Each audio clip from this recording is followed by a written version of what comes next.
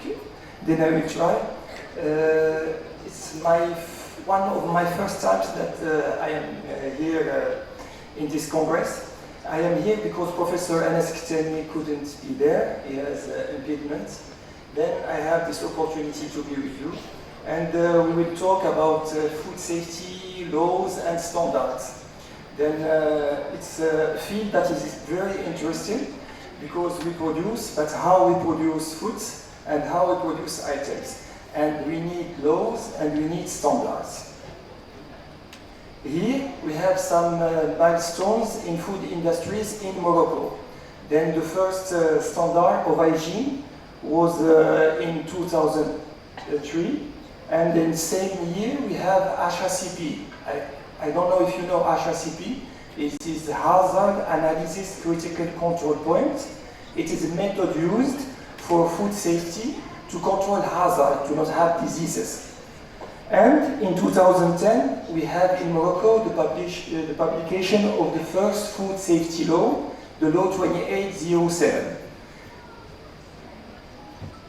Some figures which are very important and that will introduce our topics. We have ONSA, it is the Office National of Security and Safety, and the last statistics we found is about 2024, 602 health approvals and 5,822. We try to find recent statisticals, but we don't find it. The last one is 2024. About ISO 20000, we have 79 certificates. Only 79 certificates food companies in Morocco are certified. Very, very low statistics. Food safety, FSC 22000, we have 105 certificates.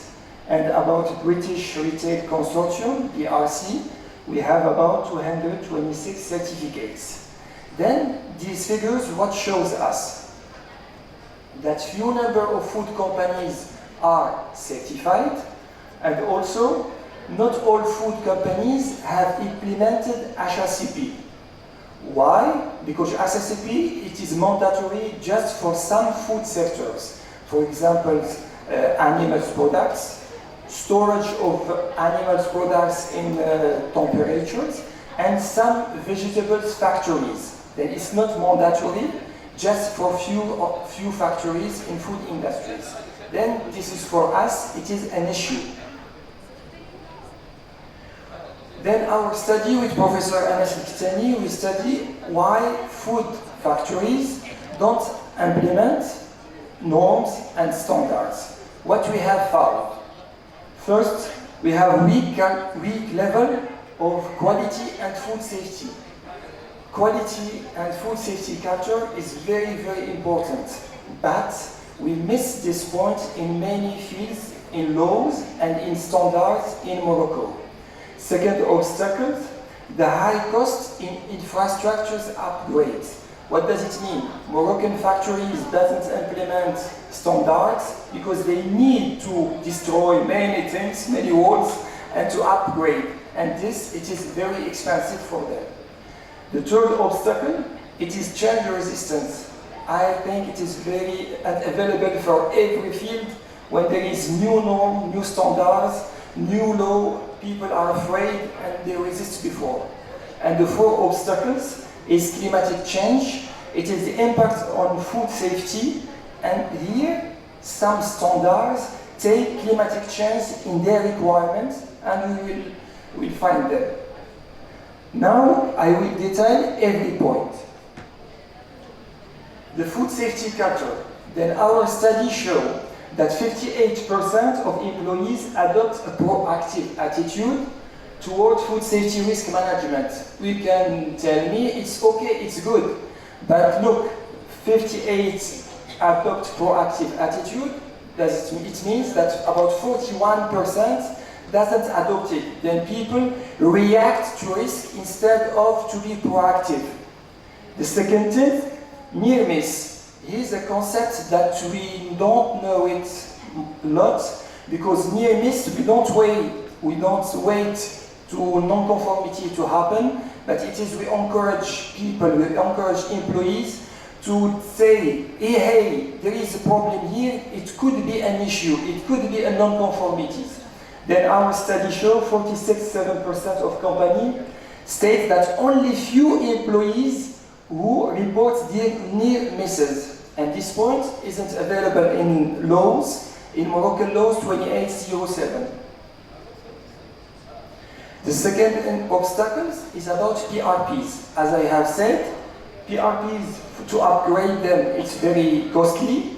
Secondly, we don't have in Moroccan regulation specific checklists to verify these PRPs.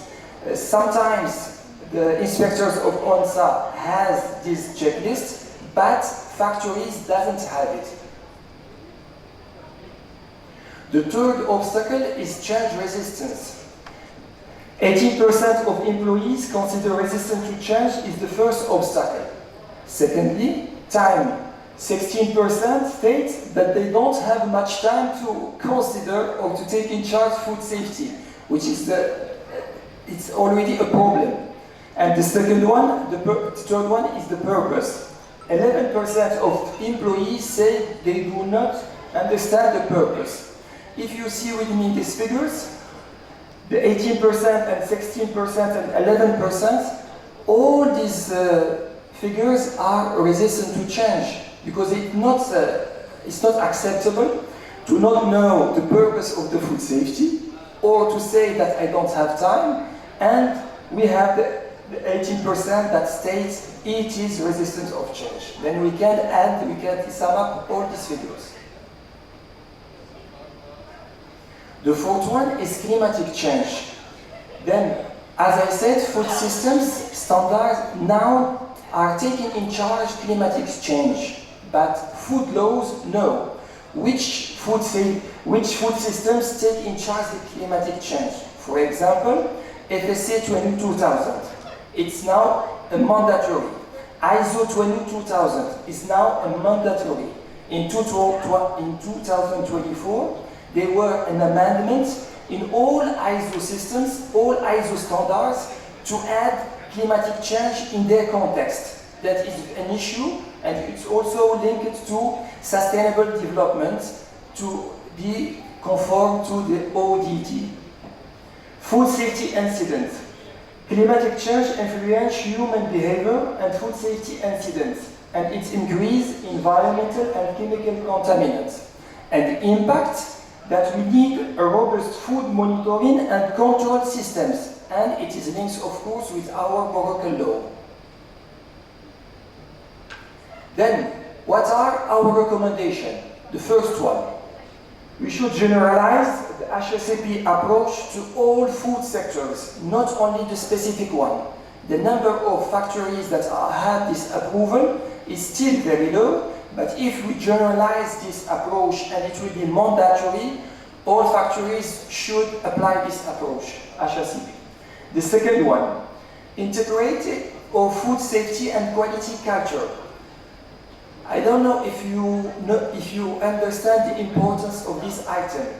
GFSI, Codex Alimentaires, have changed their regulations and their standards in 2020 in order to introduce the food quality culture in their recommendation, in their requirements. It's very important because we have done many efforts in standards, but employees don't follow us. Why? Because it's a question of mindset, behaviors, and beliefs. Quality cultures, it is mindset, it is beliefs, it is how we behave against food safety. Then it should be mandatory and it should be added in the law 2807.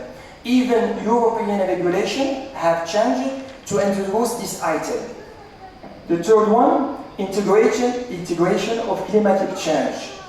We couldn't avoid this point. Climatic change should be everywhere, and also in food safety law, the law 2807.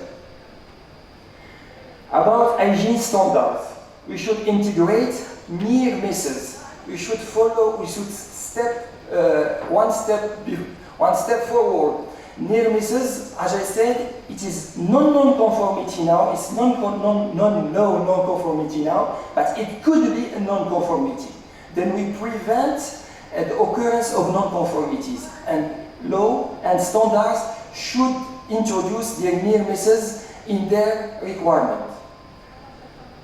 Creation of specific PRP checklist per sector.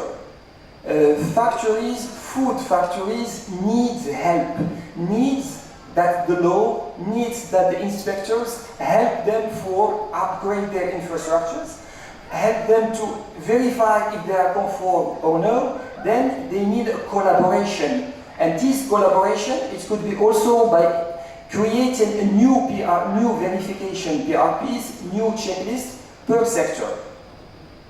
And finally, the last one is to set up a system of aid for companies about infrastructure upgrade. Here I am the voice of the university as a PhD student, even maybe I am the oldest one, and also I have 20 years in working with companies and with food sectors. Then I bring this experience to you. The last one, food security is a national issue and we are all concerned. Thank you for your attention.